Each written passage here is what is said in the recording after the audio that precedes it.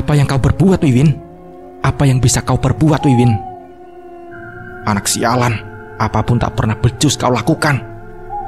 Itulah kata-kata yang hampir setiap hari ku terima dari mulut seseorang yang kusebut ibu.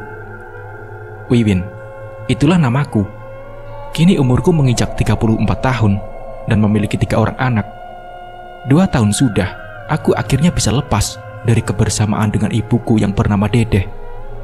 Selama 32 tahun, aku hidup dengannya, tak pernah kurasakan kebahagiaan sekalipun dalam perjalanan hidupku. Meski begitu, aku selalu menghormatinya. Awal mula, kisah diawali saat ayah dan ibuku berpisah saat umurku 4 tahun. Masih kuingat kasih sayang ayah saat memangkuku, terbalik dengan sikap ibuku yang seolah tak pernah menginginkan kehadiranku, hingga satu peristiwa menimpa keluargaku. Masih teringat di ingatanku, ibu menampar ayah hingga menyebabkan ayah pergi dan tak pernah kembali di hadapan kami. Saat itulah hari-hariku berubah seperti neraka dalam kehidupan dunia ini. Tak pernah hadir kembali senyuman di wajahku. Jangankan ketawa, sebatas hidup bergairah pun aku tidak sanggup membuatnya. Lepas perpisahan ayah dan ibu, aku sebagai anak pertama dari 2 bersaudara selalu menjadi alat pelampiasan amarah dan murka ibuku. Padahal ibuku bukanlah orang yang miskin secara harta. Dari segi pekerjaan, ibuku bisa menyaingi laki-laki dari segi pendapatan. Ibu sejatinya adalah seorang pekerja keras dan tak pernah mengeluh.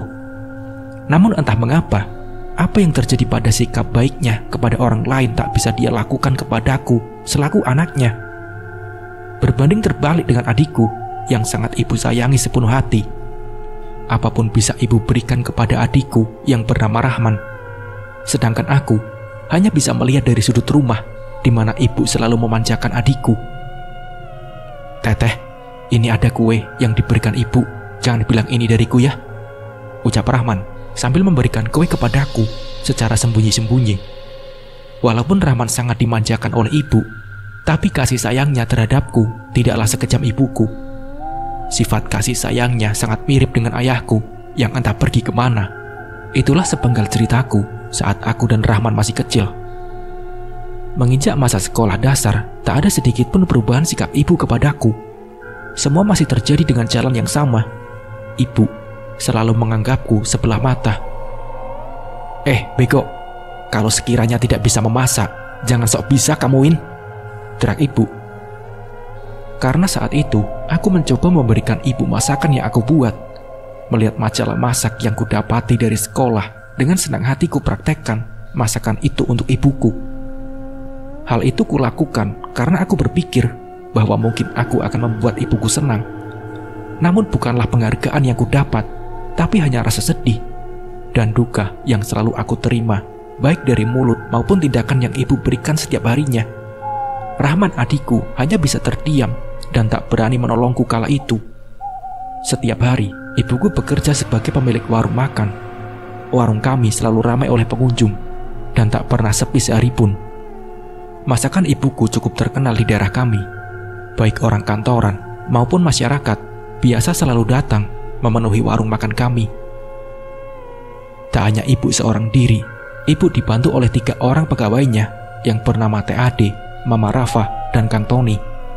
Semua pegawai warung makan ibuku juga mengetahui akan sikap ibu kepadaku. Melihat hal tersebut, aku merasa lebih dekat dengan mereka dibanding ibuku sendiri. Mereka sangat baik kepadaku selama ini. Kalau bukan karena Rahman dan mereka, mungkin saja aku sudah lama meninggalkan rumahku. Hingga satu waktu, Teh Ade pernah mengobrol kepada Kang Tony. "Kasihan Neng Wiwin ya Kang, selama ini dianaktirikan. Kalau bukan karena hal itu, mungkin bapaknya akan membelanya habis-habisan." Dan juga, belum kunjung mereka melanjutkan, aku pun melewati mereka dan seolah tak mendengar apapun, sehingga membuat mereka tak jadi melanjutkan pembicaraannya. Namun sebenarnya, perkataan itu selalu kuingat dan kupikirkan tentang apa yang sebenarnya terjadi. Pikiranku masih mengingat-ingat mengenai ucapan Teh Ade tadi, hingga satu hal terjadi. Pergi, dan jangan pernah kalian datang lagi ke sini," teriak ibuku. Kulihat ibu tengah mengusir beberapa orang berpakaian gamis dan sorban yang ku tahu saat ini disebut jamaah tablik yang biasa menyiarkan agama dari satu pintu ke pintu yang lain. Lalu, seseorang dari mereka menjelaskan maksud dari kedatangan mereka yang hanya ingin makan di warung ibu. Tapi entah mengapa, ibu mengusir mereka dengan semena-mena.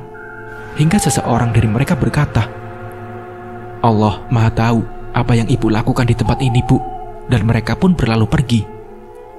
"Gak usah sok tahu kalian, cepat pergi," bentak ibuku kala itu.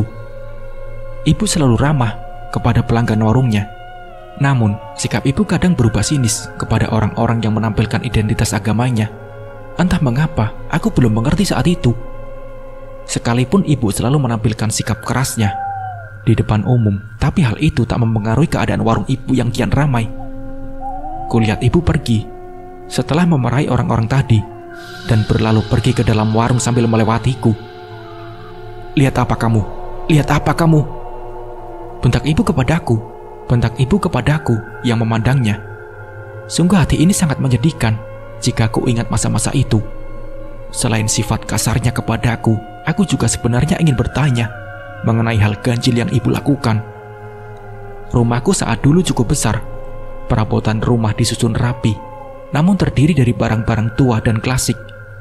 Tempat air dan peralatan makan juga masih banyak yang terbuat dari tanah liat. Perabotan bambu juga menemani kesan tempo dulu rumah kami. Tak hanya itu yang membuat hatiku penuh tanya. Satu ruangan yang selalu ibu kunci juga menjadi hal terbesar dalam tanyaku. Tiap malam, ibu selalu memasukkannya, dan bila aku boleh jujur sebenarnya, hal-hal gaib juga sering aku lihat di rumah ini. Mulai dari suara-suara rintihan, suara wanita menangis, hingga lolongan anjing di setiap malam. Tak sampai di sana, beberapa penampakan juga kerap aku alami saat kecil hingga beberapa tahun silam. Satu hari, pernah di dalam rumah, aku sebagai anak perempuan berniat untuk membereskan rumah mulai dari mengepel dan menyapu lantai rumahku. Tapi apapun yang kulakukan tak pernah di mata ibu. Sedikit saja, lantai rumah masih terlihat sedikit basah, maka mulut ibu dengan senang hati akan menghardiku. Pernah satu hari, ember air cucian lantai ibu tendang, tanda tak puas hasil kerjaku. Hal itu selalu terjadi hingga umurku menginjak masa remaja, lebih tepatnya saat aku memasuki umur anak SMP. Sedikit berbeda, saat aku masih kecil, pada usia ini aku mulai ingin menanyakan perihal sikap ibu yang tak pernah berubah padaku.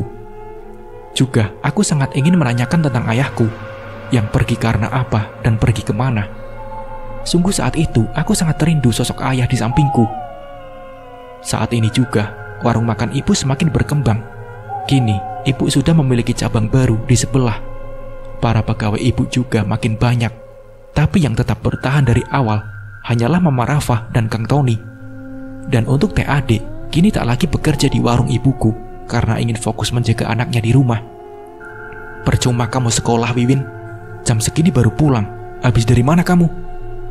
tanya ibu kepadaku selepas pulang dari sekolah. "Maaf Bu, tadi ada kegiatan tambahan di sekolah," jawabku. "Alah, sok-sokan kamu. Cari-cari alasan saja. Cepat ganti bajumu. Bantu warung ibu. Beresin piring-piring sana," ucapnya. Tak ada rasa iba ibu melihatku lelah pulang sekolah. Jangankan untuk menawari makan dulu, melihat wajah letihku pun tak pernah ibu lakukan. Untuk sekedar mengisi perut saja, aku harus bekerja terlebih dahulu dan makan bersama pegawai ibuku. Saat setelah membantu warung ibu, aku makan bersama dengan Kang Tony dan Mama Rafa. Mereka berdua seperti menjadi orang tua pengganti untukku. "Kang Tony, boleh kan aku menanyakan sesuatu?" tanyaku pada Kang Tony. Kang Tony lantas mengangguk tanda membolehkan. "Kang, apa aku benar anak ibu, Kang?" tanyaku sedikit meneteskan air mata. Melihatku menangis, Mama Rafa lalu merangkul pundakku sambil menenangkan aku dan berkata, "Aku tidak boleh berkata seperti itu." Kang Tony juga melakukan hal yang sama seperti Mama Rafa. Walaupun mereka tahu pertanyaan ini lambat laun akan terpikirkan oleh Wiwin karena tindakan ibunya yang kurang memberikan sayang padaku. Malam hari, lepas selesai membereskan warung, tanda tutup, aku pun pergi ke rumah yang tak jauh dari warung ibuku. Kulihat saat itu, ibu tengah duduk memandang ke teras rumah sambil duduk di kursi bambu. "Ibu, kok belum istirahat? Udah malam, Bu," tanyaku. Tapi tak ada jawaban yang keluar dari mulutnya. Aku pun memutuskan untuk masuk saja ke dalam rumah dan meninggalkan ibu yang sedang duduk itu. Tak lama, "Mana nota hasil jualan dan uang hasil warung?" tanya ibu yang datang dari arah dapur rumah. Aku pun terheran kenapa ibu bisa secepat itu masuk ke dalam rumah. Padahal kalau ibu masuk, tentu saja akan terlihat olehku yang masih berada di dekat pintu rumah. "Loh, bukannya ibu tadi di luar, Bu?" tanyaku bingung. "Dari tadi juga ibu di rumah. Sudah, jangan banyak bicara kamu. Cepat, berikan uang warungnya," ketus ibu sambil berlalu meninggalkanku. Aku hanya bisa terdiam mengalami hal itu. Tak lama, aku mencoba melupakan kejadian tadi dan lekas masuk ke dalam kamarku. Aku pun segera bergegas beristirahat dan menutup tubuhku dengan selimut. Hingga kemudian, suara aneh terdengar memanggil namaku. "Win, Wiwin," ucapnya sangat lirih. Hal ini cukup biasa sebenarnya aku alami sejak dari kecil. Namun yang menjadi hal menakutkan adalah selepas suara itu terdengar, tiba-tiba selimutku seperti ditarik dan kakiku juga terseret beberapa jauh dari ranjangku. Aku pun berteriak memanggil ibuku dan bergegas keluar menuju kamar ibu. "Anak sialan, kamu tahu ini jam berapa?" bentak ibu mendengar teriakanku. Aku pun menjelaskan hal yang aku alami sambil langsung memeluk ibuku ketakutan. Tapi hal tak terduga terjadi. Ibu melepas pelukanku dan mendorong jauh, sampai akhirnya ibu menamparku sambil berkata, "Jangan berani-berani kamu sentuh ibu, anak setan," teriaknya. Sungguh aku tak menyangka ibu akan melakukan hal sejauh itu kepadaku.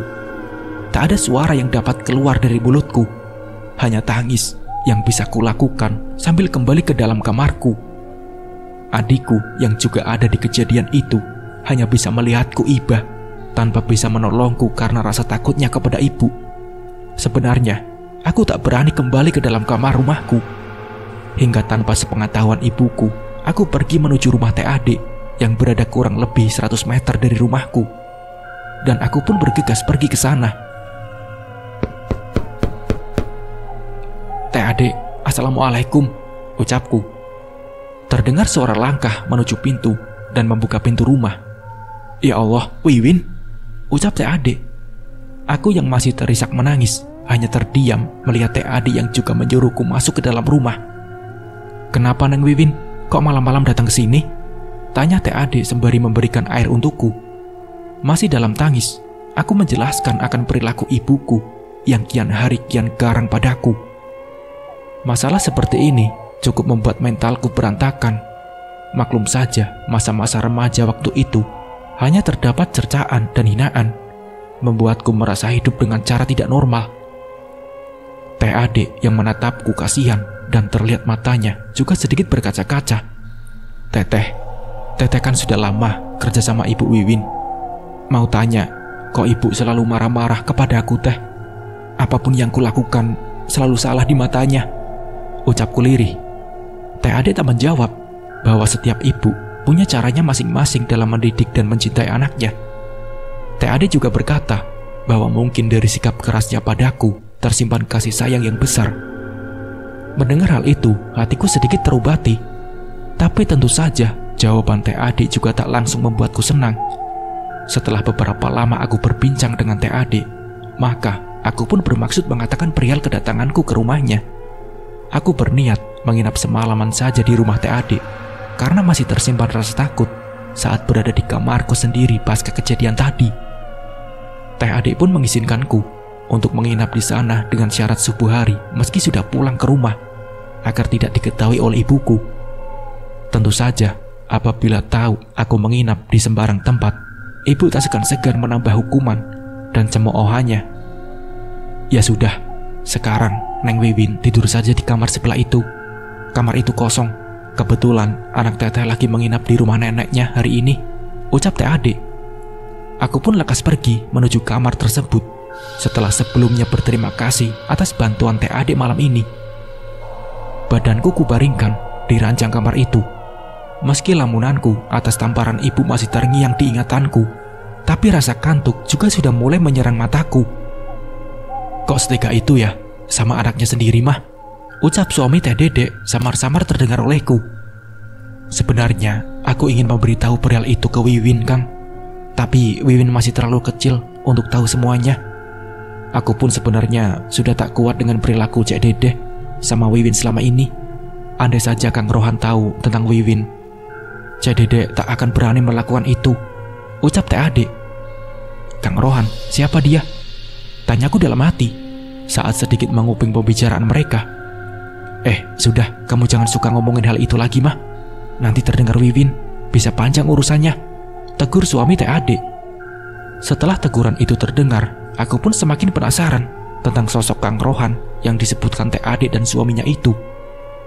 Tapi tak ada lagi kelanjutan perbincangan mereka yang kudengar lagi malam itu. Seperti yang diisyaratkan Teh Ade, aku pun subuh hari segera kembali ke rumahku secara sembunyi-sembunyi, takut diketahui oleh ibuku.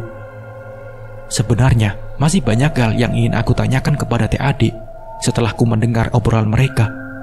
Tapi aku pun takut membuat Teh Ade semakin kesusahan dan aku urungkan pertanyaanku itu. Beberapa tahun ku jalani kehidupanku bersama ibu. Kini aku telah memasuki usia 15 tahun.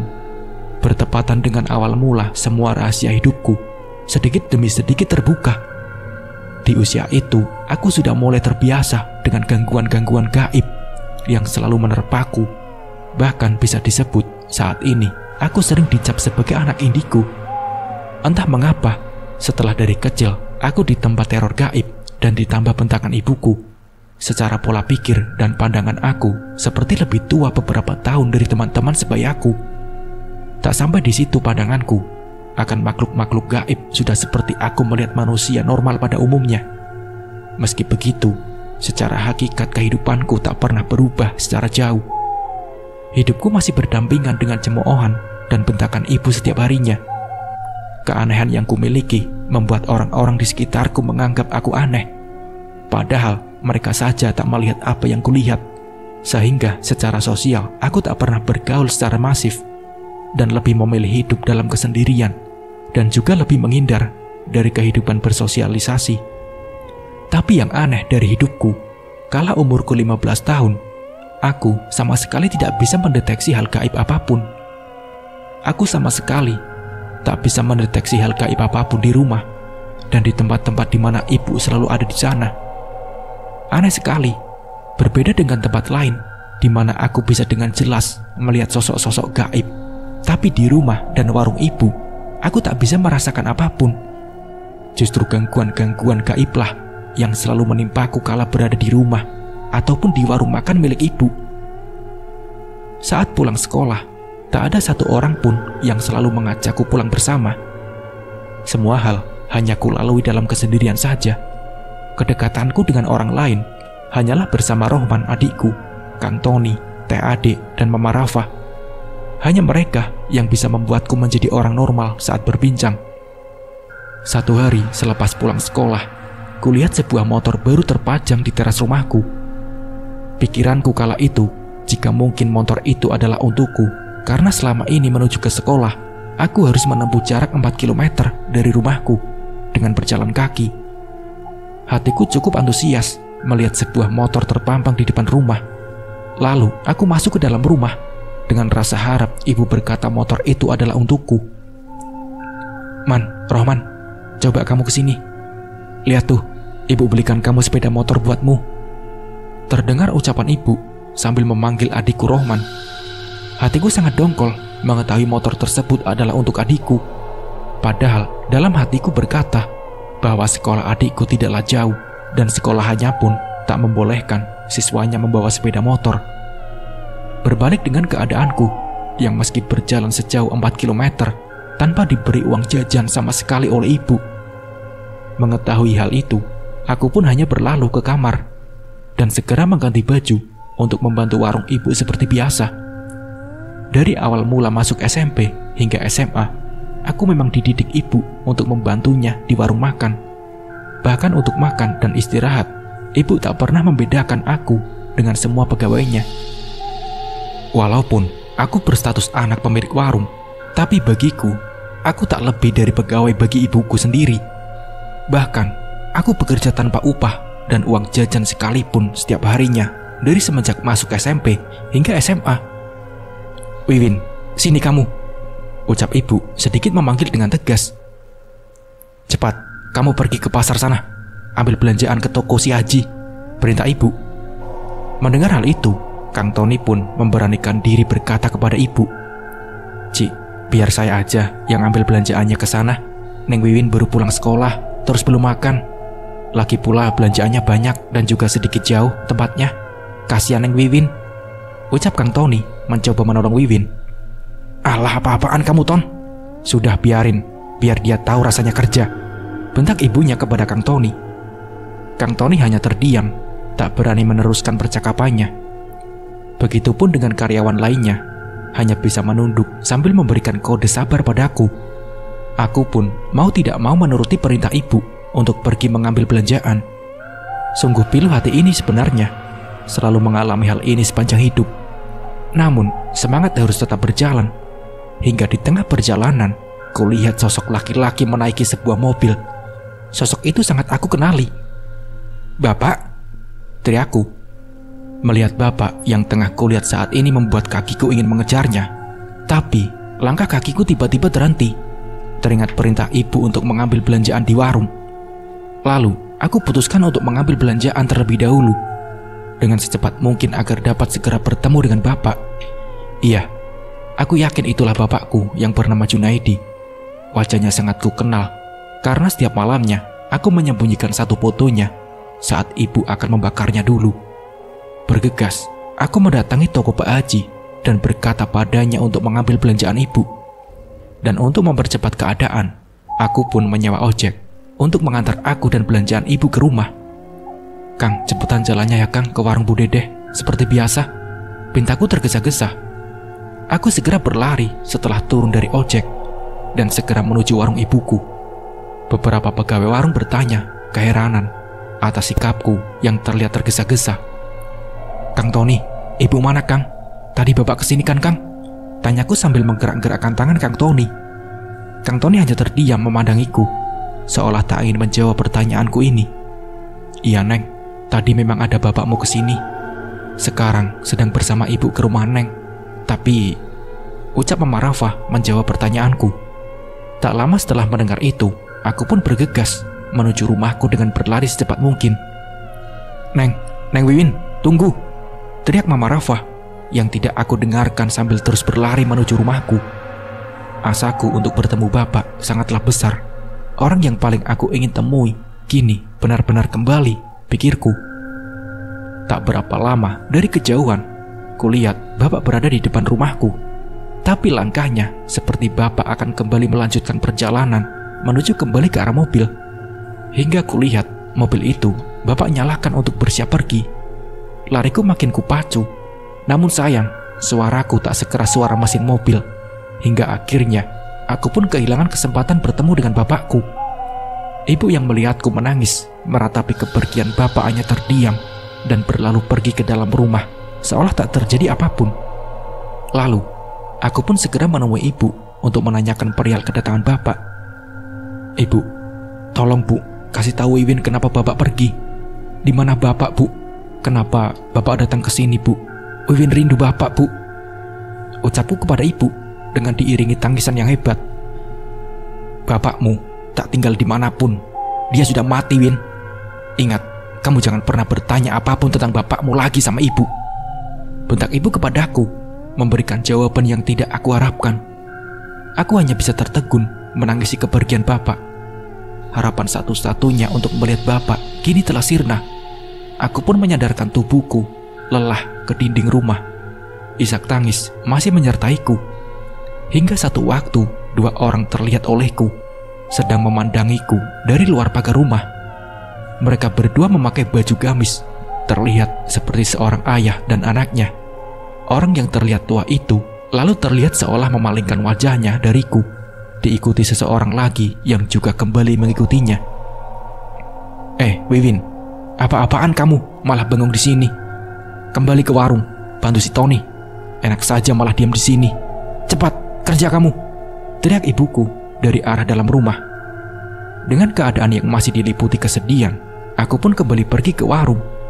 Semua pegawai satu persatu mulai memandangiku.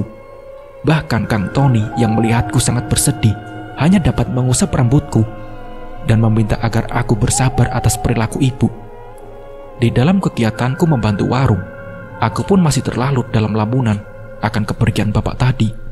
Hingga beberapa saat kemudian, seseorang memberikan salam. "Assalamualaikum teh, mau makan?" ucapnya. Mataku segera kualihkan kepada orang itu, dan kulihat ternyata orang tersebut adalah seseorang yang melihatku tadi saat di rumah. "AA-nya, tadi yang lewat di depan rumah ya?" tanyaku. Beberapa saat berbincang, akhirnya diketahuilah bahwa mereka merupakan warga baru di kampungku. Mereka berdua merupakan ayah dan anak yang ku ketahui bernama Arif sebagai anaknya dan Ustadz Umar selaku ayahnya. Lalu, selesai menyiapkan pesanan mereka, aku pun segera mengantarkannya ke meja di mana Arif dan ayahnya duduk. "Assalamualaikum. Maaf pak, maaf. Bukannya saya tidak sopan, tapi ibu saya sangat kurang suka melihat orang berpakaian islami. Saya juga tak tahu kenapa. Tapi jika nanti kalian bertemu dengan ibu, tolong maafkan sikap ibuku ya pak," ucapku melihat mereka berpakaian islami. Aku pun lalu melihat ke wajah Arif, tanda memberi pertanyaan yang sama. Tapi ada yang aneh kala aku melihat Arif yang seperti memiliki umur yang tak jauh beda dariku. Perasaanku seolah melahirkan sinyal yang berbeda. Apakah karena Arif terlihat baik dan manis bagiku, pikir aku waktu itu. Ustadz Umar dan Arif pun mengiyakan permintaanku, dan aku pun berlalu pergi meninggalkan mereka. Lalu kembali kulihat Arif yang tengah makan bersama ayahnya itu. Saat bekerja, aku pun secara tidak sadar selalu mencuri-curi pandang ke arah Arif. Semakin kulihat, semakin senang aku melihatnya. Seolah kesedihanku tiba-tiba menghilang atas perintah perginya kembali bapak. Iya, itulah pertemuan pertamaku bersama mereka berdua. Dua sosok orang yang akan merubah hidupku sepenuhnya nanti. Beberapa waktu mereka pun selesai dan segera membayar makanan yang sudah dipesannya.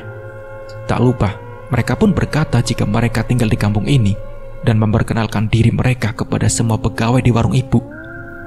Lalu, saat mereka berdua telah berlalu, aku pun segera menuju meja mereka. "Loh, kok makanannya tidak disentuh sama sekali sih?" ucapku heran dengan makanan mereka yang masih utuh. Bahkan, sendok mereka pun masih terlihat bersih, tidak ada tanda bekas pakai sekalipun. Padahal sedari tadi, aku melihat mereka seperti makan dengan lahapnya. Sungguh mengherankan sekali pikirku. Aku pun segera mengambil makanan mereka berdua dan membawanya kembali ke dapur warung dan menyimpannya di atas meja begitu saja. Tak lama, ibu hadir di sana, tapi suatu hal ganjil terlihat olehku atas perilakunya. Dahinya mengernyit dan matanya berubah tajam seketika. Ibu seolah mencari sesuatu dengan cara mencium-cium sebuah bau dengan hidungnya. Hingga akhirnya, ibu menuju meja di mana makanan tadi aku simpan. Tiba-tiba, ibu seperti orang yang mual dan berlalu segera mungkin dari warung dan pergi entah kemana. Semua orang hanya bisa melihat ibu pergi. Tak ada satupun yang berani bertanya perihal kejadian itu. Hanya kulihat Kang Tony dan Mama Rafa yang saling pandang saja, seolah menyimpan sesuatu yang mereka ketahui. Sebenarnya, saat usia aku menginjak 15 tahun ini, banyak sekali hal yang ingin kuungkap. Mulai dari bapak, perilaku ibu, dan juga diriku sendiri yang bisa melihat al-gaib. Sungguh semuanya membuatku menjadi gadis yang kerap dipandang aneh oleh teman-temanku dan beberapa tetanggaku di sana. Kehidupanku semenjak menginjak SMP hingga sampai menginjak SMA tak pernah diisi dengan bermain bersama teman-teman. Pagi sekolah, siang membantu ibu hingga malam. Itulah hidupku. Tak ada yang membuatku memiliki pengalaman bersama dengan teman-teman. Jangankan memiliki kekasih, sebatas teman baik saja aku tak punya. Sampai akhirnya satu hal terjadi padaku. Ketika pulang sekolah, pandanganku teralihkan ke masjid di kampungku. Masjid itu bisa dikatakan sepi karena jarang sekali digunakan untuk tempat berkumpul ataupun mengisi suatu acara keagamaan. Hanya beberapa orang saja yang terlihat di sana. Itu pun hanya untuk melaksanakan sholat saja. Sedangkan untuk acara hari besar keagamaan dan yang lainnya, tak kulihat terjadi di masjid itu. Saat itu, kulihat masjid itu cukup ramai orang berkumpul. Beberapa pria dewasa ku tengok sedang melakukan kegiatan di sana, dan lalu pandanganku tertuju kepada Arif yang tengah menggulung-gulung karpet masjid. Dan beberapa orang juga terlihat membersihkan lantai masjid dan membersihkan halamannya. Arif lantas melempar senyum kepadaku, yang kusambut kembali dengan senyum maluku. Ini adalah pertama kali seseorang pria terlihat sangat menarik bagiku, hingga aku berlalu pergi dari sana dengan senyumku yang kembali hadir entah kenapa. Selepas tibanya di rumah, seperti biasa, aku langsung pergi ke warung untuk segera membantu Kang Tony dan Mama Rafa. Tapi kulihat di sana, ibu tengah mengobrol dengan Mama Rafa dan Kang Tony. Tony, Rafa, ingat, sudah kubilang kan, dari lama jangan sampai ini terjadi. Aku sudah curiga saat melihat makanan itu kemarin. Lain kali, tengok sedikit kalau ada pembeli, ucap ibu sedikit meninggi. Kang Tony dan Mama Rafa hanya bisa terdiam saat ibu berkata demikian, hingga akhirnya ucapan ibu terhenti saat aku tiba di sana. Ibu pun berlalu pergi dari mereka sembari menatapku sinis. "Neng, udah makan?" tanya Mama Rafa yang kala itu juga melihatku. "Belum, Wiwin baru saja pulang," jawabku. Kang Tony dan Mama Rafa kemudian membawaku masuk ke dapur dan membawakanku sepiring makanan. "Kasihan Neng Wiwin, mau makan pun harus lihat dulu ibu ada atau tidak di warung. Sabar ya Neng," ucap Kang Tony. Di sela aku makan, kulihat Mama Rafa dan Kang Tony kembali melanjutkan pekerjaan mereka berdua. "Kang Tony, tadi ibu kenapa?" tanyaku singkat. Kang Tony hanya menjawab bahwa ibu hanya membicarakan masalah pekerjaan saja. Padahal aku tahu ada hal lain yang mereka ketahui, namun aku tak memperpanjang pertanyaanku padanya. "Mama Rafa, Kang Tony, apa kalian tahu siapa Kang Rohan?" tanyaku. Mama Rafa dan Kang Tony tiba-tiba saja kaget bukan kepalang mendengar pertanyaanku. Dengan cepat, mereka segera menghentikan pekerjaan mereka dan mulai bertanya dari mana aku tahu nama itu. "Neng, punten, sekali jangan pernah sebut nama itu Neng, apalagi depan ibu," ucap Kang Tony ketakutan. Aku yang keheranan tak mengerti hanya bisa melihat wajah mereka yang ketakutan dan khawatir. Aku pun kembali bertanya, bukankah bapakku bernama Junaidi dan Kang Rohim itu siapa kepada mereka berdua. Tak ada jawaban yang bisa mereka keluarkan selain harapan mereka agar aku tak bertanya mengenai itu. Melihat mereka begitu gelisah, aku pun meminta maaf dan tak melanjutkan pertanyaanku. Walaupun tentu saja dalam hati aku sangat ingin mengetahui semua itu. Beberapa hari tak ada kejadian ganjil yang kualami, hingga akhirnya Arif dan beberapa pemuda kampungku datang ke warung.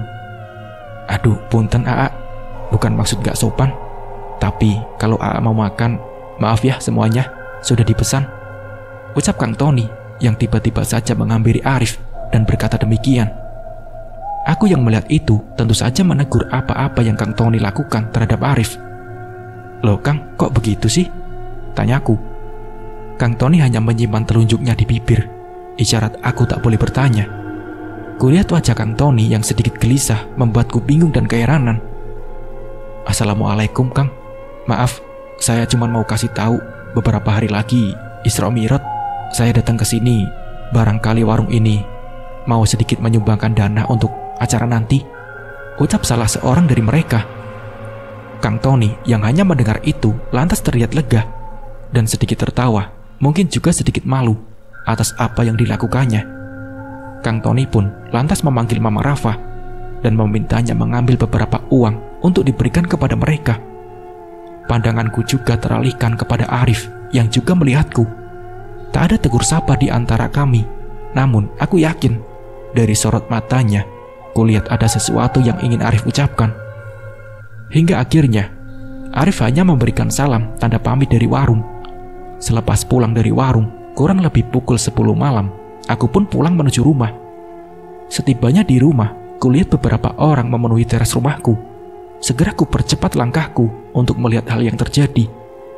Ku dengar teriakan adikku mengarang hebat. "Ya Allah, Arif!" teriakku melihat adik yang tengah kerasukan. Beberapa orang juga terlihat menahan adikku yang berontak dengan hebat, dan ibu hanya bisa memegang tangannya sambil menangis ketakutan. Pergi kalian dari sini. Pergi. Ini tanahku. Ini tempatku. Ada yang menggangguku di sini. Ucap adikku yang kerasukan. Tak ada satupun yang bisa menenangkannya hingga tiba-tiba Ustadz Umar datang ke rumah bersama tetanggaku yang memanggilnya. Adikku yang masih kerasukan langsung melotot dan menunjuk Pak Ustadz berulang kali. Adik semakin beringas, seolah ingin menerkam Ustadz Umar yang langsung membacakan doa-doa dan memegang kepala adikku. Tak lama, adik terkulai lemas dan terjatuh tak berdaya ke lantai. Beberapa orang langsung mengangkatnya ke dalam kamar. Selesai semua terjadi, semua orang masih berkumpul. Bapak-bapak, makasih ya atas bantuannya, sudah sudi menolong anakku. Namun, yang aneh, ibu sama sekali tak mengucapkan sepatah kata pun kepada Pak Ustadz. Malahan tatapan matanya seperti menyimpan satu misteri kepadanya. Aku hanya banyak terdiam melihat itu, dan segera menemani adik yang tengah lemas terlentang di atas tempat tidurnya. Ku dengar ibu masih terdengar berbincang-bincang dengan beberapa orang di luar. Cukup lama ibu di luar, dan akhirnya aku melihat adikku tersadar. Dengan memberikan segelas air, aku pun mulai mengobrol sedikit dengan adikku dan bertanya mengenai hal yang dialaminya itu. Seingatku, tadi aku mau pergi ke WC, Kak. Tapi di sudut dapur, tiba-tiba ku lihat sosok menyeramkan yang begitu saja menabrakku.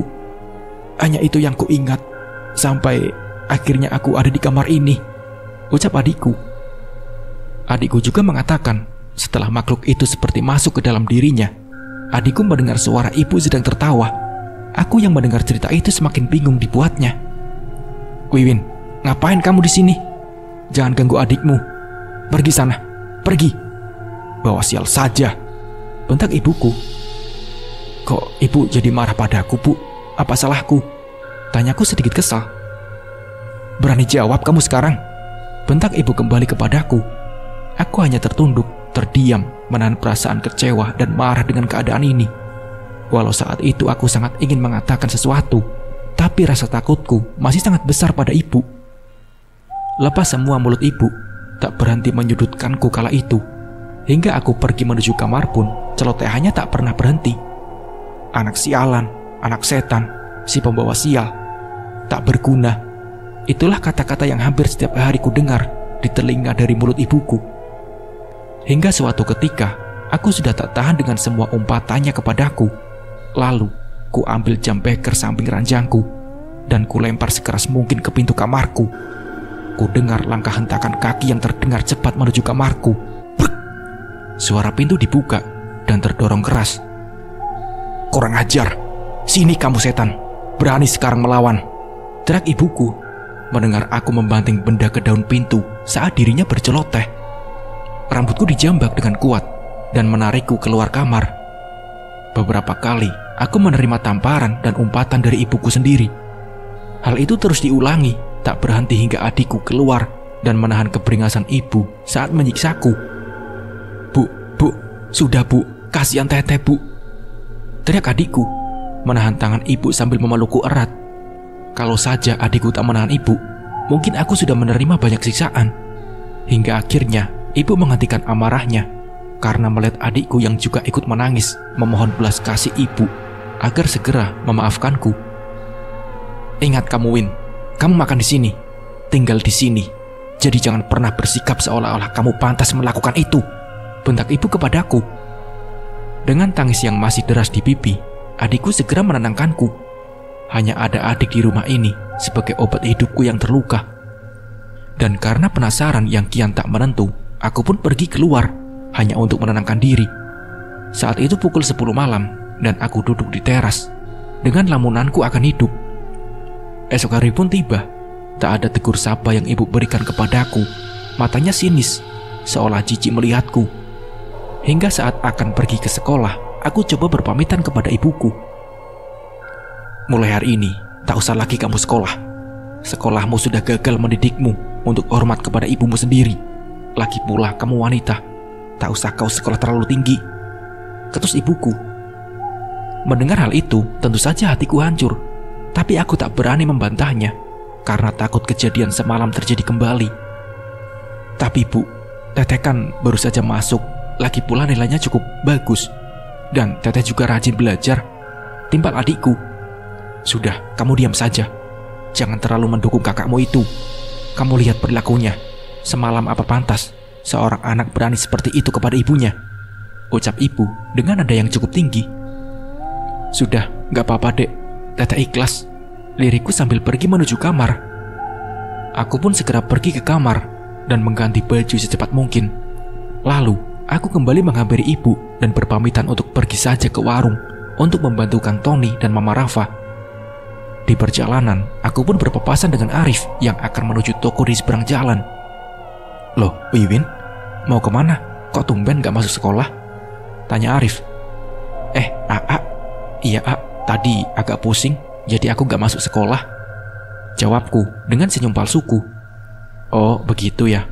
Cepat sehat saja ya. Oh ya, barangkali mau ikut gabung. Jam 6 sore nanti ada pengajian rutin. Alhamdulillah sekarang banyak yang ikut. Bahkan anak-anak remaja seumuran kamu pun banyak yang ikut. Ucap Arif setengah antusias. Iya, insya Allah ya. Ucapku, karena aku malu pergi ke pengajian akibat tak pernah mengerti akan paham agamaku sendiri, akibat tak pernah dididik oleh orang tuaku. Akhirnya, aku pun saling berpamitan dan menuju tujuan masing-masing. Loh, Neng, kok bisa gak sekolah? Tanya Mama Rafa padaku. Ibu memintaku berhenti sekolah, Cik. Jawabku sedih. Innalillahi, sangat keterlaluan sekali Cik Dedeh sama anaknya, ucap Mama Rafa. Aku pun meminta Mama Rafa untuk tidak memikirkan hal itu. Dan akhirnya, aku memutuskan untuk membantu warung saja. Mungkin disinilah aku harus berada, bukan sekolah ataupun berkumpul bersama teman-teman. Waktu mulai sore, dan aku tiba-tiba mengingat ajakan Arif untuk mengaji di masjid. Lalu, aku meminta izin kepada Mama Rafa dan Kang Tony untuk bisa pergi ke masjid sebelum warung tutup. Dan juga tak lupa untuk meminta mereka agar tak memberitahukan hal ini kepada ibu. Mereka pun setuju dengan apa yang diminta. Bahkan, mereka sangat menganjurkan agar aku rutin saja. Mereka sangat menganjurkan agar aku rutin saja untuk mengaji, agar bisa mengganti kegiatan sekolahku dan mengobati rasa sepi karena tak lagi bersekolah. Berbekal kerudung dan mukena yang diberikan Mama Rafa dari rumahnya, aku pun bergegas menuju masjid. Namun, saat sampai di sana, langkah kakiku terhenti karena mendengar anak-anak kecil dengan fasih membaca Al-Quran. Hatiku sangat iri melihat mereka begitu lancar mengaji, sangat berbeda denganku yang sampai umur 15 tahun ini belum bisa membaca Al-Quran. Kok diem? Ayo masuk, teriak Arif dari arah belakang masjid saat melihatku terdiam. Aku pun hanya tersenyum dan menurutinya saja. Di dalam masjid, terlihat banyak sekali anak-anak dan remaja masjid sebayaku. Saat aku masuk, mereka melihatku, sehingga membuatku kikuk tak berdaya.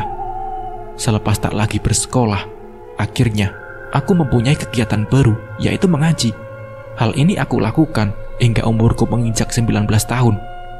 Iya, selama 4 tahun, aku selalu ikut mengaji bersama Ustadz Umar dan anaknya. Semua kulakukan tanpa sepengetahuan ibu, dengan bantuan para pegawai warung. Akhirnya, aku dengan aman bisa mengaji setiap maghrib bersama Ustadz Umar dan Arif. Selama 4 tahun itu juga, perasaanku kepada Arif semakin memuncak. Perasaan ini membuatku merasa nyaman. Ditambah Ustadz Umar juga seperti setuju dengan perasaan kami masing-masing. Walaupun sebenarnya kami tak diperbolehkan untuk pacaran oleh Ustadz Umar. Pemahaman agamaku pun semakin membaik setelah beberapa tahun mengaji dengan Ustadz Umar. Mulai dari ilmu tajwid, nahwu, sorof, fikih, sudah mulai kupahami. Tapi sesuatu yang aneh pula mulai kurasakan setiap kali aku mengaji. Maka tubuhku terasa sangat panas, dan akan terasa semakin panas apabila aku mengaji sendirian. Hal itu juga dirasakan oleh Ustadz Umar. Hingga saat hari, Ustadz Umar berkata bahwa sebenarnya aku mempunyai satu rahasia. Tapi hal itu sangat sensitif dikatakan, dan mungkin akan merubah sebuah keadaan. Aku sempat bertanya mengenai hal itu, tapi Ustadz Umar berkata bahwa hal itu belum waktunya untuk diungkapkan. Beberapa hari kemudian saat pagi hari, "Bu, aku mau bicara sebentar," ucapku kepada ibu. "Ada apa kamu? Tumben?" Ketus ibu menjawab, "Besok ada tamu mau datang ke sini, Bu." Ucapku sedikit takut. "Tamu? Siapa? Mau apa?"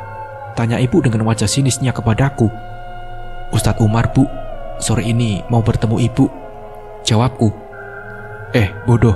Iya, mau ngapain? Ngomong kok sepotong-potong," ucap ibu kesal. Maaf, Bu. Sebenarnya Ustadz Umar bermaksud datang ke sini untuk melamarkan anaknya, Arif, kepada Wiwin, Bu, ucapku. Nggak salah dengar, Ibu. Baguslah, ucap ibu. Aku tak menyangka bahwa ibu akan senang hati mendengar semua itu. Dengan wajah tak percaya, aku pun kembali bertanya untuk memastikan kembali. "Ibu jadi setuju, Bu?" tanyaku antusias. "Iya, senenglah. Jadi ibu nggak ada lagi beban buat ngasih kamu makan. Nggak perlu pusing lagi lihat kamu setiap hari. Tak kusangka anak sialan sepertimu ada yang menginginkan," ketus ibu.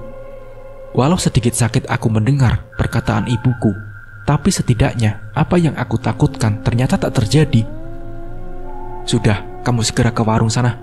Bantu dulu di warung. Sebelum sore kamu cepat pulang," ucap ibuku. Dengan perasaan senang, aku pun segera menuruti perintah ibu. Setibanya di warung, aku pun tak lupa memberitahu semua pegawai warung, dan mereka pun turut bergembira mendengar hal ini. Sepanjang siang, senyumku selalu terpajang di bibirku, mengingat hari ini Arif akan melamarku. Hingga akhirnya, waktu yang kutunggu datang, dan aku mulai bergegas pergi ke dalam rumahku. Tapi, kulihat pula sebuah mobil terparkir di halaman rumahku, dan setelah kubuka pintu rumahku, "Ya Allah, Bapak!" teriakku melihat ada sosok Bapak berada di hadapanku sekarang. Melihat sosok Bapak yang selalu kurindu, aku pun tak tahan meneteskan air mata dan memeluknya seerat mungkin. "Pak, ya Allah, kenapa baru sekarang kita bertemu, Pak?" lirikku memeluk Bapak. "Maafkan Bapak, Win. Bapak selama ini tak pernah menemuimu. Sekali lagi Bapak minta maaf, Win," ucap Bapak kepadaku. Ibu pun ada di depan Bapak tanpa ekspresi apapun. "Bapak, dengar kamu ada yang mau melamar. Bapak senang dengarnya," tanya Bapak. Aku pun menjelaskan perihal lamaran tersebut kepada Bapak dengan panjang lebar, seolah ingin mengeluarkan semua hal yang kupendam selama ini. Wajah Bapak hanya tersenyum, namun menyiratkan sesuatu hal yang masih ditutupi. "Ada hal yang mesti kamu tahuin," timbal ibu. Aku pun segera mengarahkan wajahku kepada ibu dengan wajah penuh harap akan apa yang akan dikatakannya. "Kamu harus tahu yang sebenarnya, Win. Sebentar lagi kamu mungkin akan segera menikah. Tapi ada satu hal yang sekarang harus kamu ketahui. Bagi wanita, apabila akan menikah, wajib bagi seorang ayah untuk menjadi wali saksinya. Tapi karena hal ini, ibu mau memberitahukan kamu bahwa sebenarnya bapakmu bukanlah bapak yang ada di depanmu, Win," ucap ibu sambil menunjuk Bapak. "Apa, Bu? Maksudnya?" tanyaku kebingungan. Bapak," ucapku sambil melihat Bapak.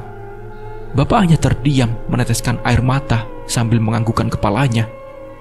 "Benar," ucap ibumu, Win. "Sudah saatnya kamu tahu sebenarnya Bapak bukanlah bapak kandungmu," timbal Bapak memandang dalam mataku. "Maksudnya apa, Pak? Bu?" tanyaku masih dalam keadaan tak percaya. Hingga saat Bapak akan melanjutkan perkataannya, aku pun secara tak sadar mengeluarkan air mata dengan deras. Tanda tak percaya dengan semua yang kudengar. Belasan tahun aku menunggu Bapak, tapi ini yang ku ketahui. Wiwin ini punya hati, Pak, Bu, ucapku sambil meninggalkan mereka berdua. "Wiwin?" bentak ibuku. Namun, aku tak mendengarkan bentakan ibu maupun perkataan Bapak. Yang ada dalam pikiranku hanya ketidakpercayaan kepada semua yang aku ketahui. Aku pun terus berlari, mengikuti langkah kakiku yang entah pergi kemana. Hingga aku terhenti di masjid di mana aku sering mengaji bersama Ustadz Umar. Tubuhku lemas dan tersandar ke dinding masjid diiringi isak tangis yang tak bisa aku tahan. Hatiku sangat hancur mendengar semua ini. "Neng Wiwin?" ucap seseorang memanggilku dari arah samping. "Teh Ade," ucapku. Melihat Teh Ade berada di sampingku, aku pun langsung memeluknya untuk menyadarkan perasaanku. Tak ada ucapan yang aku keluarkan, hanya tangis yang bisa kulakukan di dalam pelukan yang kulakukan padanya. Teh Ade pun akhirnya membawaku ke rumahnya. Akhirnya kamu tahu juga kebenarannya, Neng. Sebenarnya Teteh sangat ingin memberitahukannya dahulu saat melihat Cek Dedek selalu memperlakukanmu dengan semena-mena. Tapi itu bukan hak Teteh untuk ikut campur, Neng. Maafkan Teteh. Teh Ade menjelaskan. Jelaskan, Teh. Semua yang Teteh tahu, aku mohon. Pintaku memelas. Sebenarnya ayah kandungmu bernama Kang Rohan. Dulu sekali Kang Rohan merupakan salah satu orang terpandang di kampung ini. Bisa dibilang Kang Rohan juga cukup berada dari segi materi. Hingga satu waktu Kang Rohan tertimpa musibah, dan akhirnya semua kekayaannya habis. Untuk menutupi musibah tersebut, Kang Rohan mengalami kecelakaan yang membuat kakinya tak bisa berjalan. Dan untuk biaya pengobatan, semua hartanya habis begitu saja. Kecelakaan itu terjadi saat umurmu 9 bulan, Neng. Hingga akhirnya ibumu tak kuat menerima kenyataan itu dan meninggalkan ayahmu. Lalu tak lama, dalam keadaan sakit, Kang Rohan ditinggalkan begitu saja oleh ibumu dan menikah dengan teman Kang Rohan yang bernama Kang Junaidi, yang kamu anggap bapak sekarang, Neng. Lalu Cek Dedek dengan rasa tak bersalah mendatangi Kang Rohan yang tengah sakit bersama Kang Junaidi untuk meminta restu agar mereka bisa menikah dan meminta Kang Rohan menceraikannya. Kang Rohan yang pada dasarnya memang sangatlah baik ternyata merestui mereka dan menitipkan kamu kepada Kang Junaidi. Kang Junaidi sebenarnya merasa bersalah, namun rasa cintanya kepada ibumu menutupi pikiran Kang Junaidi waktu itu, ucap Teh Ade menjelaskan. Semakin hancurlah hatiku mendengar penjelasan Teh Ade. Pikiran dan hatiku remuk, tak tertahankan. Air mataku semakin mengalir deras. Terus, kenapa sikap ibu sangat membenciku, Teh? Tanyaku kembali. Karena kebencian dan hati kotor Cek Dedek kepada Kang Rohan yang dianggapnya tidak bisa membahagiakannya, Neng. Ibumu menikah dengan Kang Rohan karena hartanya, sehingga saat Kang Rohan jatuh miskin, ibumu meninggalkannya. Dan kamu, Neng, mewarisi wajah Kang Rohan. Dan itu yang membuatnya sangat benci kepadamu, tambah Teh Ade.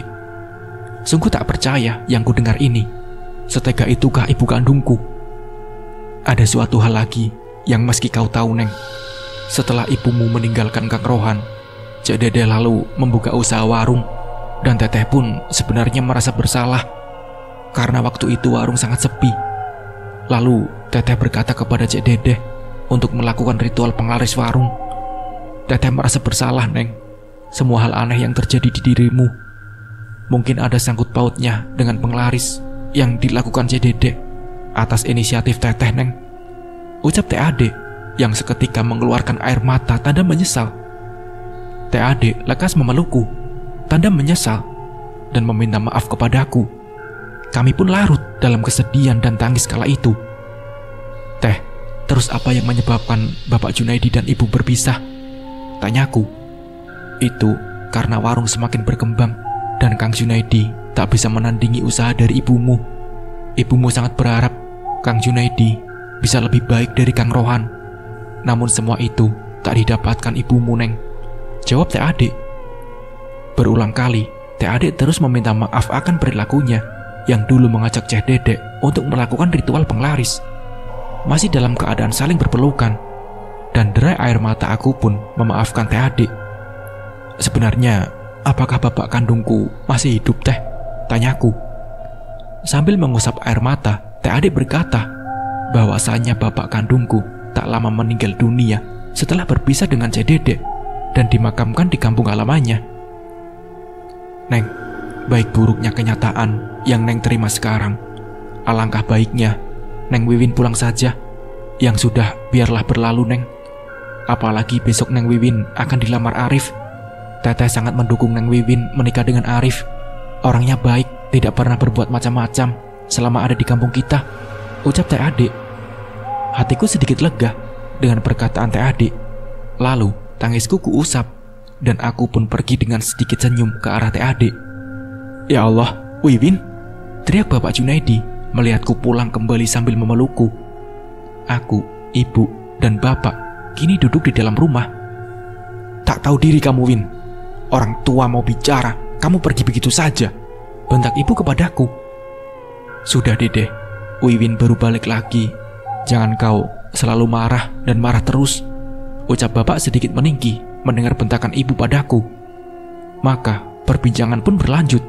Aku pun menjelaskan bahwasanya aku sudah mengetahui masa lalu bapak Junaidi dan ibu, meskipun aku tak memberitahu dari mana aku mendapatkan semua itu. Benar Win, bapak memang bukan bapak kandungmu. Tapi demi Allah, bapak sangat sayang sama kamu. Bapakmu Kang Rohan, dulu teman sejawat bapak. Kami selalu bersama, susah dan senang. Saat kecil, kamu sudah diamanahkan oleh bapakmu untuk menjagamu setiap saat. Bapak dan ibumu sepakat untuk menikah, ucap bapak menjelaskan. Bapak juga setiap bulan mengirimkanmu dan adikmu uang untuk keperluan sekolahmu dan uang jajanmu, Win, tambah bapak. Uang jajan, uang sekolah? Tanyaku dalam hati dan langsung melihat ibuku seketika. Namun, aku tak berani mengatakan bahwasanya aku tak pernah diberi uang sepeser pun selama ini oleh ibu.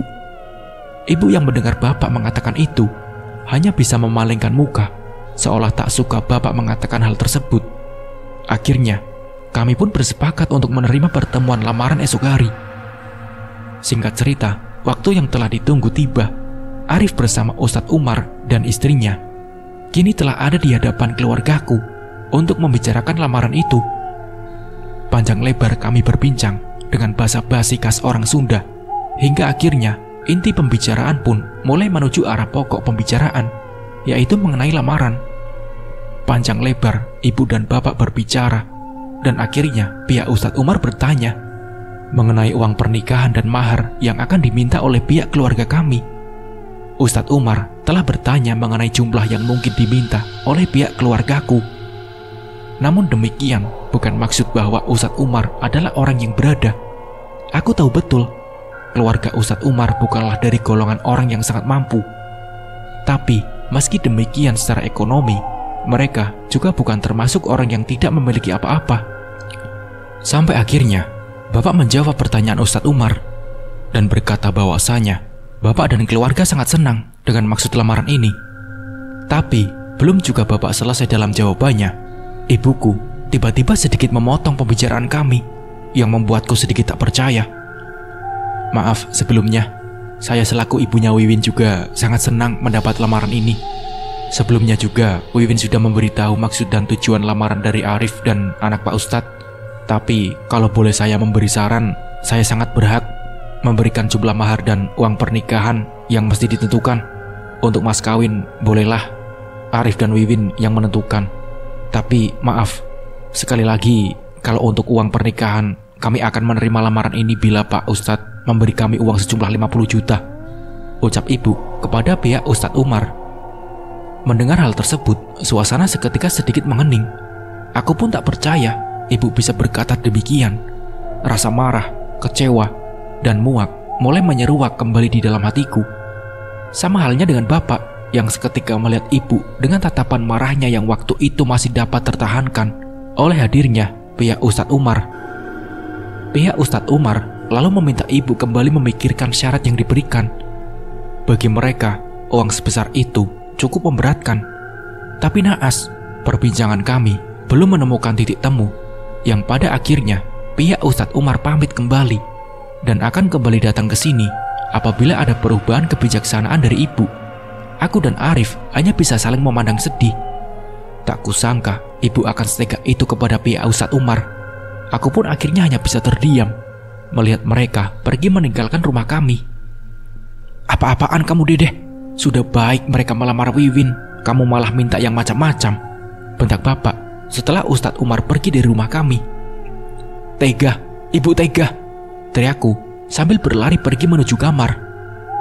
Teh Wiwin, ucap adikku saat aku berlari meninggalkan mereka.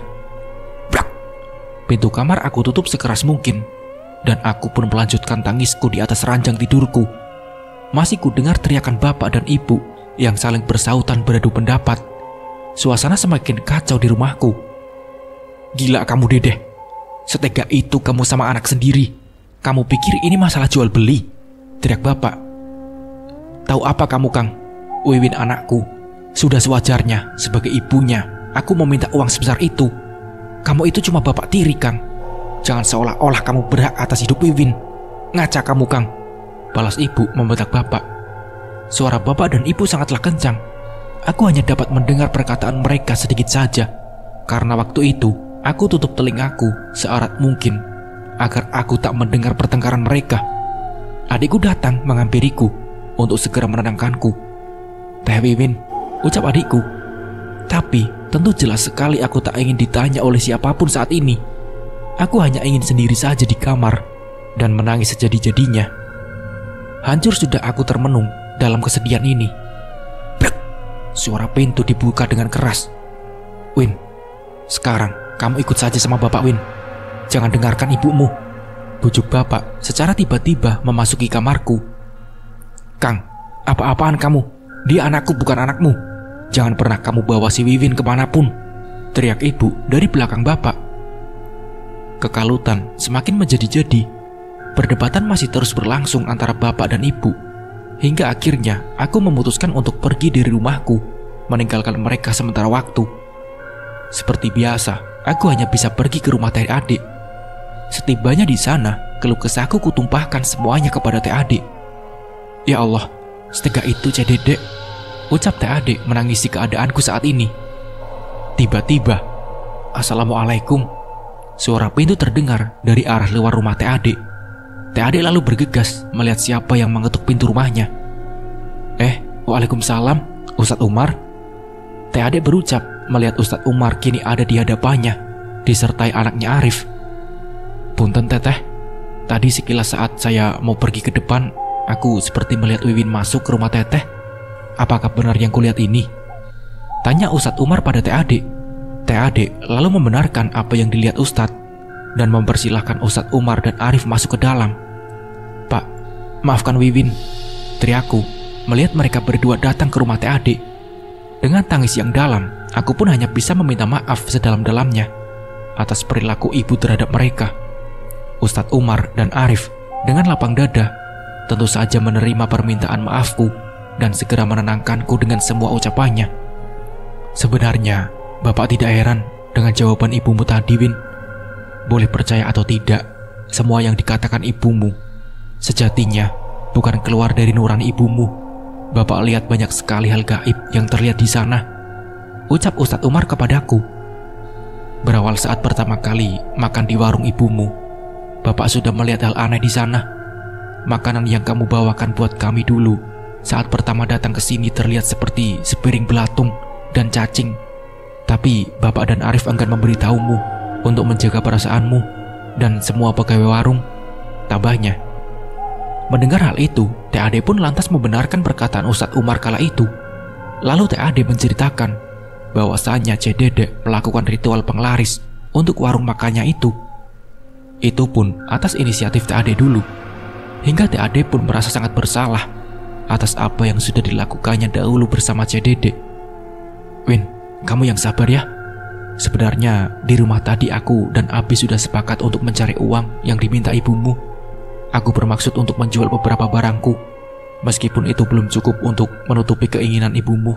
Tapi insya Allah aku akan mencari sisanya, ucap Arif kepadaku, yang membuat hatiku merasa sangat bersalah. Win, dengar Bapak, bukan maksud Bapak ikut campur dalam masalah demikian. Tapi nanti maghrib cobalah kamu datang ke rumah Bapak seperti biasa. Bapak akan mencoba meruqyah kamu. Bapak lihat banyak hal yang menutupi kamu selama ini. Dan nanti juga kita akan melakukan tawasul dan istighosah bersama, pinta Ustadz Umar kepadaku. Aku pun mengangguk atas ajakan Ustadz Umar itu.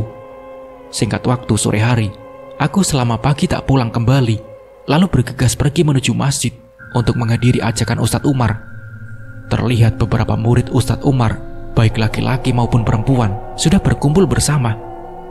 Setelah melakukan sholat maghrib berjamaah, kami pun berkumpul bersama melakukan istighosah dan tawasul bersama. Beberapa botol air juga terlihat di tengah kami saat itu. Setelah semua selesai, Ustadz Umar lantas memintaku untuk duduk di tengah mereka. Dan saat itu ruqyah pun dilakukan. Aku tak sadar kejadian apa yang telah kualami kala itu. Yang kuingat, aku hanya terbangun saat murid perempuan Ustadz Umar membangunkanku, mereka berkata bahwa proses ruqyah telah dilakukan. Mereka berkata bahwasanya selama ini aku selalu ditemani makhluk-makhluk gaib yang ada dalam badanku hasil dari ritual penglaris ibuku. Mereka sangat senang melihat ibuku selalu menyiksa dan memarahiku, dan membuatku juga dapat melihat makhluk gaib yang kadang terlihat oleh mataku. Badanku serasa sedikit ringan kala itu, hingga akhirnya Ustadz Umar menemuiku kembali. "Ini air kamu siramkan ke sekitar rumah dan warung ibumu ya, Win. Kamu lakukan saja, insya Allah menolong kita, Win. Dan satu lagi, setelah kamu selesai menyiramkan air itu, kamu membaca surat Al-Jin. Dan apapun yang terjadi, kuncilah pintu kamarmu dan jangan kamu buka apapun yang terjadi sebelum kamu selesai membacanya," ucap Ustadz Umar. Selesai itu, aku pun kembali ke rumahku dan membawa beberapa botol air yang diberikan Ustadz Umar di masjid tadi. "Anak tak tahu diuntung, tiap kali ada masalah selalu saja pergi. Dasar tak tahu diri kamu, Win," bentak ibu kembali memarahiku saat aku pulang. Aku hanya terdiam tak menjawab pertanyaannya dan lekas pergi keluar. Aku pun melihat sekitar rumahku dan ternyata bapak juga telah pergi entah kemana. "Mulai berani sekali ya sekarang kamu, Win. Jangan harap kamu bisa menikah dengan si Arif tanpa restuku. Sialan kamu," teriak ibu yang tak aku hiraukan. Esok hari, aku pun bergegas menyiramkan air itu saat selesai sholat subuh tanpa sepengetahuan ibu. Lalu, lepas itu aku pun pergi ke warung dan melakukan hal yang sama. Seperti biasa, aku jalani hari itu dengan membantu di warung hingga selesai pekerjaanku. Aku pun bergegas masuk ke dalam kamar setelah mengambil wudhu dan akan membaca surat yang diperintahkan Ustadz Umar. Hanya ada aku, ibu, dan adikku yang sudah terlelap tidur. Aku pun memulai bacaanku dengan diawali bismillah. Di awal bacaanku belum terjadi hal apapun hingga memasuki pertengahan surat. Hal-hal menyeramkan pun mulai terjadi. Suara-suara aneh mulai terdengar olehku. Suaranya seperti jeritan banyak orang, tapi suara itu sedikit jauh terdengar olehku. Kembali suara-suara gaib terdengar di atap kamar, seolah dijakar oleh seseorang, dan suara-suara kerikil juga terdengar terlempar olehku. Hingga puncaknya mendekati akhir surat, suara ibu terdengar olehku. "Buka, buka cepat, buka!" teriak suara itu mengancam. Namun, amanah Ustadz Umar yang memerintahkanku agar tak membuka pintu tetap kuikuti. Hingga akhirnya pintu kamarku seolah digedor dengan kencang beberapa kali hingga hilang saat aku menyelesaikan bacaanku. Sebenarnya aku sangat takut kala itu, tapi kesedihan dan pikiranku selama ini membuatku kuat menghadapi semua hal tersebut. Hingga aku pun tertidur hingga azan subuh membangunkanku. Ku buka pintu kamarku dan kulihat ibu juga tengah berada di dapur memotong beberapa bahan untuk warung. Aku pun melewati ibu untuk mengambil air wudhu. Tapi yang aneh, ibu tak mengatakan apapun. Padahal waktu malam seingatku, ibu memanggil-manggilku dengan keras. Jadi siapa yang berteriak semalam? Pikirku. Tak banyak pikir, aku pun segera mengambil air wudhu dan bergegas pergi sholat. Setelah selesai sholat subuh, aku pun seperti biasa membantu ibu pagi-pagi untuk membawa bahan ke warung. Ibu sangat aneh. Kulihat raut wajahnya terlihat pucat dan seolah malas berbicara, seperti bukan ibuku yang kukenal selama ini. Bahkan saat aku pamit membawa bahan ke warung pun, ibu hanya mengangguk tanpa ada makian atau ucapan yang sangat menyentuh hatiku yang biasa ibu lakukan. Hari itu, aku pun pergi ke warung dan membantu para pegawai di sana. Suasana warung juga sedikit berbeda dari biasanya. Warung yang saat pagi sudah sangat ramai dikunjungi orang, kini terlihat sedikit lenggang. Tak sampai di situ, beberapa orang saat makan siang juga memberikan respon yang tak biasa.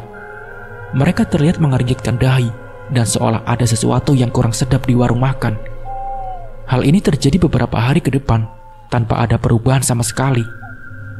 Singkat waktu, sekitar 5 hari kemudian saat sore di warung, aku pun dipanggil oleh tetangga dekat rumahku. "Win, aku diminta ibumu untuk mengajakmu pulang cepat. Kamu pergi ke sana, ada urusan katanya," ucap tetanggaku itu. Aku pun bergegas pulang ke rumah, dan setibanya di sana, aku lihat keluarga Ustadz Umar ibu dan Bapak Junaidi telah kembali berkumpul bersama. "Assalamualaikum," ucapku saat masuk ke dalam rumah. "Waalaikumsalam," jawab mereka serempak. Dalam perbincangan itu, akhirnya kami melanjutkan perihal lamaran yang akan diperbincangkan. Sebenarnya, hatiku masih ragu akan lamaran ini akan berjalan dengan lancar. Aku masih syok dengan permintaan ibu kepada Pak Ustadz Umar tempo hari. "Neng, alhamdulillah. Maaf sebelumnya, Bapak mendahului perbincangan ini. Bapak dan Ibu akhirnya menyetujui lamaran Arif," ucap Bapak. Aku sangat tidak percaya dengan keadaan itu. Aku pun melihat ibu yang hanya bisa terdiam lesu entah mengapa. Tapi saat itu, aku tak memiliki pertanyaan apapun melihat keadaan ibu. Yang ada dalam pikiranku hanya kebahagiaan akan lamaran yang diterima oleh Bapak dan Ibu. Selesai lamaran tadi, pihak Ustadz Umar akhirnya pergi dan akan kembali lagi membicarakan perihal tanggal resepsi pernikahanku lain waktu. Kulihat ibu tiba-tiba pergi keluar rumah tanpa mengucapkan sepatah kata pun kepada aku maupun Bapak. "Makasih Pak, Wiwin senang. Tapi kenapa tiba-tiba ibu berubah pikiran?" tanyaku sambil memeluk Bapak. "Bapak juga tidak tahu, Neng. Tiba-tiba saja pagi-pagi Bapak dikabari ibu untuk datang ke sini untuk membicarakan lamaran," ucap Bapak. "Memangnya Arif dan keluarganya sudah memiliki uang yang diminta ibu, Pak?" tanyaku. "Ibu memang minta, tapi pihak Ustadz Umar hanya mampu memberikan uang pernikahan sebesar 20 juta saja. Yang Bapak heran, ibu tak menolaknya dan langsung menyetujui Ustadz Umar. Ya, mungkin ini jawaban doa kamu, Win," pungkas Bapak tersenyum. Setelah beberapa hari, keadaan rumah semakin berbeda. Ibu lebih banyak diam, walaupun wajah ketusnya selalu terlihat padaku. Tapi setidaknya, harikan dan cecaran ibu tak sebesar biasanya. "Terima kasih Bu, sudah bersedia menerima lamaran Arif," ucapku kepada ibu. "Iya," jawab ibuku singkat. Aku pun langsung memeluk ibu. Walau saat itu ibu tidak memelukku kembali, tapi aku sangat senang dengan perubahannya. Singkat waktu, pernikahan kami pun berlangsung. Walau tak semeriah orang lain, tapi setidaknya hari ini aku bisa merasakan kebahagiaan yang sangat dalam. Kini aku bersanding dengan pria yang aku cintai. Beberapa tahun aku jalani rumah tanggaku dengan harmonis, dan aku pun lebih memilih tinggal di sebuah kontrakan dekat rumahku bersama Kang Arif. Sejalan dengan rumah tanggaku pula, ternyata keadaan ibuku ternyata berbanding terbalik dengan keadaanku. Kesehatannya semakin menurun, dan warung pun tak seramai dulu, hingga harus menutup beberapa cabangnya. Hingga saat umurku menginjak umur 4 tahun pernikahanku, aku meminta Kang Arif untuk tinggal bersama ibu. Karena kini ibu sudah dalam keadaan yang mengkhawatirkan. Ditambah adikku kini juga telah menikah dan tinggal bersama istrinya di luar kota. Adikku telah memiliki pekerjaan yang bagus kala itu, hingga menuntutnya untuk pergi dari kampung dan bekerja di luar kota. Melihat hal itulah, aku yang dekat dengan rumah ibu memutuskan untuk menjaga dan merawat ibu yang hanya bisa terbaring lemah. Penyakitnya cukup membuat heran. Beberapa kali dokter tak memberikan jawaban pasti akan penyakit yang diderita ibu. Hingga akhirnya, beberapa tahun aku mengurus dan merawat ibu. Warung kini telah bangkrut total. Tak ada satupun orang yang melanjutkan. Keadaan ibu semakin kritis, hingga umurku menginjak 32 tahun. Dan tepat tanggal 27 Januari 2021, ibuku meninggal dunia. Namun, sehari sebelum ibuku meninggal, beliau tiba-tiba meminta maaf kepadaku atas semua perilakunya selama ini. "Maafkan Ibu, Win. Sudah sangat kasar selama ini padamu. Sejatinya, Ibu keras kepadamu agar kamu bisa mengerti pedihnya hidup dan tidak mudah terpengaruh kehidupan ini. Tapi Ibu telah salah jalan. Sampai-sampai Ibu berbelok dari tujuan awal dan mulai membencimu karena kamu mirip dengan mendiang ayahmu. Tak pantas, Win, surga di bawah kakiku," ucapnya lirih. "Wiwin, maafkan Bu. Tapi Ibu jangan berkata demikian. Walau Ibu menganggap surga tak ada di bawah kaki Ibu, tapi Wiwin akan menganggap baktiku kepada Ibu sebagai surgaku, Bu. Maafkan Wiwin selama ini tak bisa menjadi anak yang berbakti kepada Ibu," jawabku menangis. Dan itulah perbincangan terakhirku bersama ibuku. Nah, seperti itulah kisahnya. Terima kasih buat teman-teman yang sudah menonton dari awal sampai akhir. Semoga di kisah ini kita bisa mengambil hikmah dan pembelajarannya. Mungkin cukup sekian dari saya. Wassalamualaikum warahmatullahi wabarakatuh.